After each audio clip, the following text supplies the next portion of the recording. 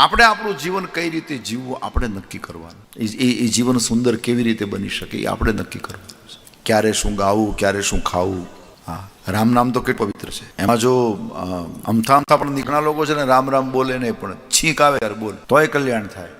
હા, અને આળસ આવે ત્યારે બોલે હે રામ એમ કરે તોય કલ્યાણ થાય. બગાસું આવે ત્યારે બોલે, બાકી ન બોલે.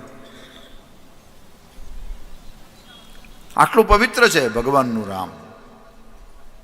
પણ લગ્ન ચાલતા હોય ને મંગળ ફેરા વખતે હસ્તમિલાપ વખતે પેલા ગૌર મહારાજ મંડપમાં એમ બોલે રામ બોલો ભાઈ રામ, તો એને દક્ષિણા ન મળે. શું મળે એ તમે નક્કી કરજો. હા,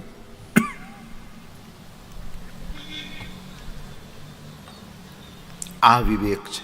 ક્યારે શું બોલવું, ક્યારે શું ખાવું, ક્યારે શું ગાવું.